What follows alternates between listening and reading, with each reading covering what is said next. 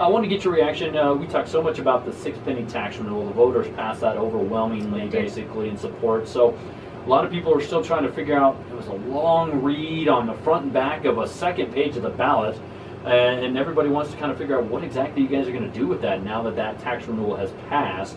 And we've talked about so much of that dedicated towards roads and maintenance and things like that, but there were several other items that were part of that at the same time. There were. So we want to say, I want to say thank you to Laramie for passing that so overwhelmingly. I think this is going to be a great long-term investment for the city. So the $22 million that's going to go to streets, the city is going to bond about $4 million of that up front to get those projects up and going, so we can get some of the more critical streets taken care of in the upcoming construction season. And then we've got money was also approved for parks and recreation center, trails, and as that money, we're going to bond a few of those projects, but as that money kind of trickles in, you'll start to see those projects get going in the next couple of years. Okay. Also the fire training center, that'll be another one that the money will come in kind of a little bit over time, and so it'll be a little bit before we get that one going. But one of the other big ones that you'll see going right away is the airport. So we're going to bond all of that up front, and then the county, the city, and Rock River all contributed to the airport terminal, and so hopefully we'll be looking for construction next spring. Wow. And you mentioned the roads. Now, I'm assuming next construction season, or are we going to try and squeeze some things in here at the end? It'll be next construction season, for sure. All right. Just double checking on that. Now, we go from the 6-penny did get renewed, but we've got another penny tax on the ballot. This is the 5th penny. I know it seems backwards, but it's just the way it kind of fell, and you and I talked about that earlier this year.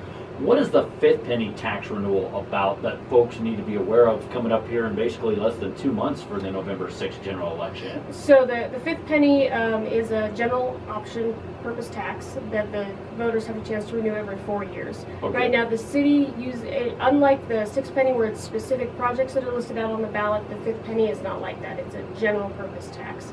And so the city of Laramie, what we traditionally have used it for is to pay for police department personnel, fire department personnel. But the big one that comes in is community partners. So we set aside, along with Albany County, a certain amount of money every year from the 5th penny sales tax to go out and to support all of the nonprofit social service organizations that do good work for Laramie that the city's not doing, or what might have to do otherwise. Okay, all right. So that's what the 5th penny is about, and that'll be on the general election ballot, whether you want to renew that or not. It's another one of those, are you for the tax or against the tax type of deal.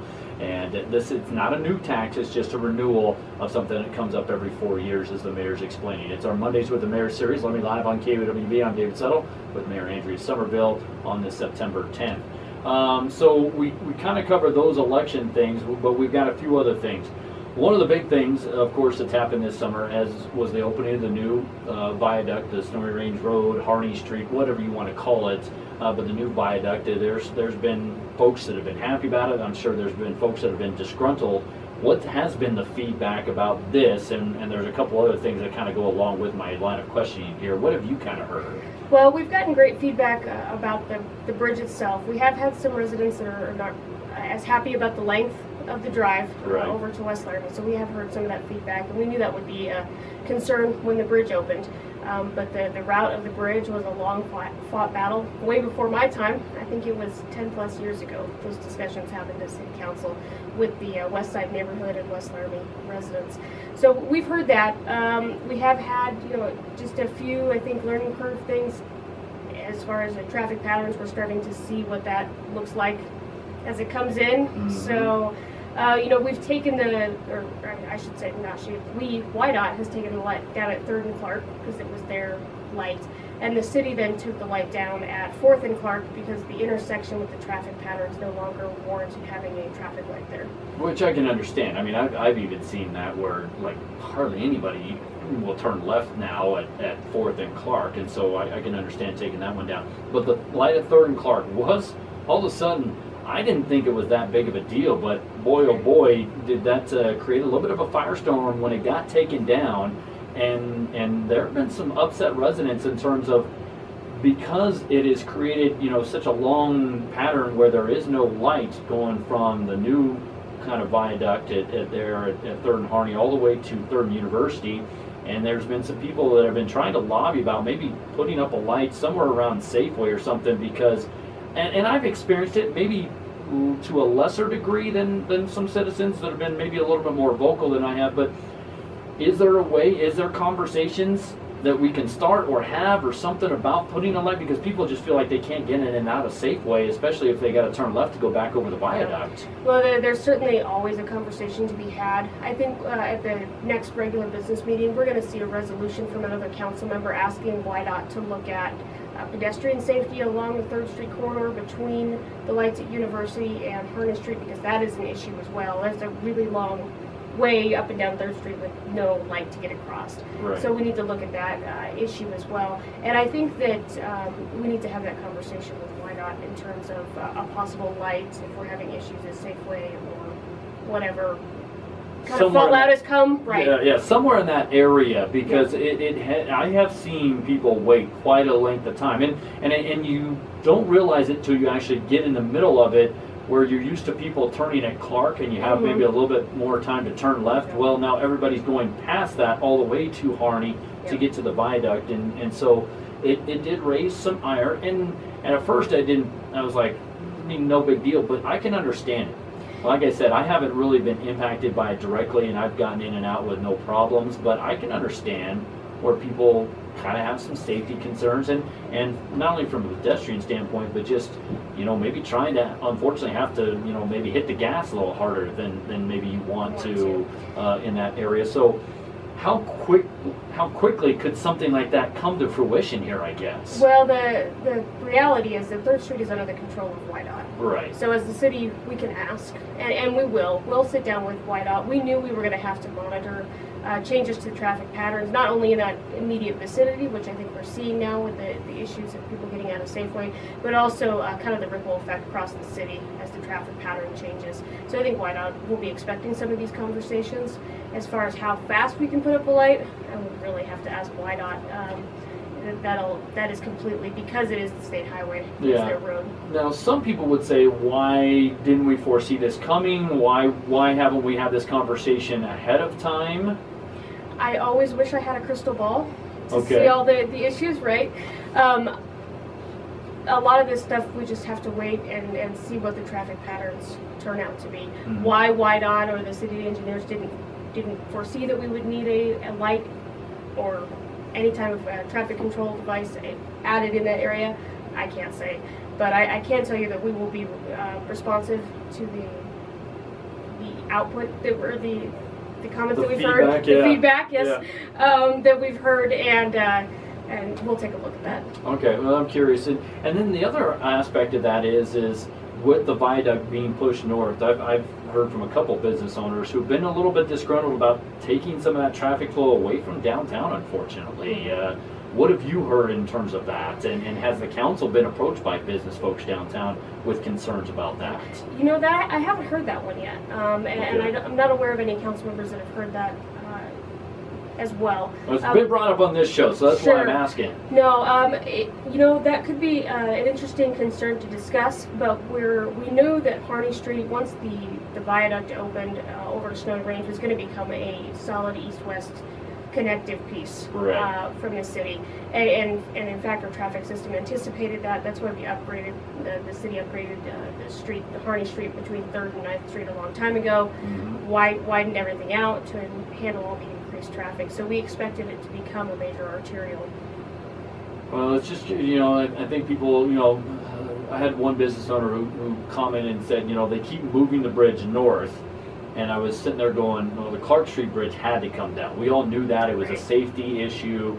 And I don't know if there was any way to go back south that would get you not without major property demolition, to be very honest. I know why that did some property demolition to do what is currently in place, but I would just have looked at it and said I would think there would have been far more to try and go back towards the downtown area. And somebody brought up, well, there used to be a viaduct. Well, the Clark Street one had been in place since the 60s. So, I mean, we're talking 60 years that we've been... Development has really changed. And I get it. I understand. You know, it's a business owner downtown who's frustrated by, you know, maybe the traffic maybe not quite flowing into downtown, but sure. I've still seen quite a bit of traffic downtown. Maybe, and again, maybe not quite as much because I'm not down there all the time. I don't have a business downtown, so I can't say that per se. I'm not a business owner downtown, so that person might have a point. So you know, maybe something that you guys look into, or at least have maybe some conversations with Main Street if they've heard from business owners. Absolutely, we can always have the conversation, and then I'll follow up with Main Street. We want to make sure that we have a strong, vibrant downtown. That's very, very important. So it's not our goal to draw traffic away from the downtown area in any way, shape, or form. But as a growing city, we do have to expand our transportation network. And we all know that the viaduct had to be built. We knew that Clark Street was not safe, that it was not a good option for us to have for residents. And the conversation about where to put the new viaduct was a very long, hard fought battle 10, 12 years ago. And it had a lot of input from the West Side neighborhood. It had a lot of input from the residents of West Laramie, downtown. You know, everybody got a chance to come in and talk about it. And the fact that you could have put a bridge, potentially, you know, maybe a Grand Avenue bridge. I've heard that a lot. Right. A straight connection from Grand Avenue over. That's all. Anything's possible with enough money and enough land. But to put up a bridge of that size, you can see how large Hardy Street Viaduct is. It would have taken out several blocks of downtown businesses, and so that wasn't really an option. And then you know, people complain, well, why didn't they just repair the current bridge? Well, then you would have had to not put traffic on that for an extended period of time, and then you're really going and putting people way north or way south. So, I mean, the interstate or Curtis Street would be your only options in that regard if you wanted to keep it at Clark Street. So, I mean, I get it. I understand some of the kind of difficulties and things like that, and some of the change is always hard, and not everybody's going to agree with it. I just you know, it's been brought up, so I thought I'd have a little bit of conversation with you. It's a the Hardy Street Bridge is the largest piece of infrastructure that the city of Laramie has had built by YDOT in quite some time. It was a $23 million bridge. It took 20 years to plan and get to this time period. I always laugh. Pat Gabriel started as a brand new commissioner when they started the conversation about the Hardy Street Bridge, and now he's come over to the Laramie City Council 20 years later. Sorry, Pat. It was a really really long conversation. We're not going to make everybody happy. Yeah. Clark Street, the thing people need to understand, the Clark Street Bridge wasn't just in disrepair on the bridge deck, all the way down. The foundations, everything, there's nothing that could be salvaged. We had people ask us if we could potentially look at keeping Clark Street as a pedestrian way, right? Yeah. We couldn't even put pedestrian traffic on it long term because everything was in such poor shape. And also that space was not large enough for the bridge that we need to accommodate the city that we have and the traffic that we have. And if anything, I would encourage people to look at how much traffic is on that bridge right now and what the traffic volume is. We were squeezing that through an itty bitty tiny 2-lane Clark Street viaduct. Well, and you could get backed up. I'm sure you've experienced that coming over, and I know other people have, and not everybody is happy about sitting in a light for quite a while. At least you got 4 lanes kind of moving in. So, you know, worth not perfect, but we're working on it. It is a little bit of a growing pain. Yeah. And I can understand tearing down the Clark Street Bridge. There were people in this community that would not drive over that, even if you paid them a gargantuan amount of money. And from a safety standpoint, I always wondered when in the world something was going to drop off that in a negative way. And I'm glad nothing did, but you just never knew. Mm-hmm. You just never knew. And I'm glad it's being torn down, because you guys, some people were a little upset that there was not planning to get the permits with the railroad for them to continue tearing down the bridge, but I think the project finished actually ahead of schedule. It did, several months ahead of schedule. So that to me is good news, and you just, from a timeline standpoint, needed to adjust the timeline but they are tearing the rest of it down, and it'll continue to come down. But it is. You know, again, there's a little bit. I can understand some of the balance. And also, there was a really big push to get that bridge open as quickly as we could. I also want to let people know there are still things that are being done to the new bridge. So there's landscaping treatments that still have to go in. There's dirt that's still being moved on the sides of the bridge, fencing that has to go up, all of those things. Okay. So I have had some of that feedback as well. Hey, is this really what it's going to look like? No, not quite. But the company's working also on getting the bridge down and everything else, but we'll get all of that in, they said, before the fall is done. Okay, all right, so some finishing touches there. Unfortunately, I had a horrific incident take place downtown last Thursday morning in the wee hours. I wanted to get your reaction to, you know, and I've seen, and there's been a bunch of back and forth on this, but I didn't care what it was. It was just a sad situation to see the fire and the vandalism that happened at the Republican Party headquarters for Albany County Republican Party just after they decorated apparently downtown Thursday morning. And I know that some federal officials have been brought in. We haven't heard any update from police, but they said they're not going to release anything until they have something substantial to report. But what was your reaction when you heard about this fire and everything that did take place? Well, when I got this phone call, I just got sick to my stomach. This is just reprehensible from any side. It doesn't matter what political party you're in or what your views are. That we just don't do this kind of stuff. And to think that we have people potentially here or that visited here or an individual, we don't know what that looks like yet, who could do that stuff. It just... Yeah, that was kind of my reaction. I don't care who you are. You don't see this typically in Wyoming. That's what I enjoy about this state is I know that politics can be just something that is not a fun discussion, but for the most part here in Wyoming, it's, yeah, we have our disagreements, but we still get along pretty well. And we can still have a civil, you know, we can still resolve our differences in a civil manner. And you know what, even if you don't agree eye to eye, you can still be friends. And I love that about the state of Wyoming. But this one just drew the worst out of me, I guess, because it was just one of those where I'm like you. I just was like, I was saddened, and I guess I said I wasn't necessarily shocked or surprised, but I was just appalled that somebody would try and do something like that. And I sincerely hope that the authorities find whoever did this and they get punished to the full extent of the law. But well, you're well aware we've got several agencies working now on this, and so we hope to hear something. But I have to give kudos out to the Republican Party and the Democratic Party. I mean, they have been both very great about their message. It's not, you know, this is not, we don't want this to be about Albany County politics. This is not a shot over the bow from one side to the other. And as a nonpartisan mayor, I have to say thank you. I appreciate the community's support and to the Republican Party and everybody's cooperation and good wishes for them. Yeah, no doubt about that. All right, any other big items that we've got coming up that you guys are discussing at City Council that our citizens need to be aware of? So in October, we're working on the final schedule right now, but we're going to have a series of public work sessions for primarily driven at paving rural or dirt streets in Laramie. So we're going to do at least 3, maybe 4 meetings. There'll be a couple in West Laramie. There'll be one over at Chambers we're going to try to schedule. And we want to invite people that live in West Laramie and on these dirt roads. There's some in Ward 2 on the north side of downtown as well.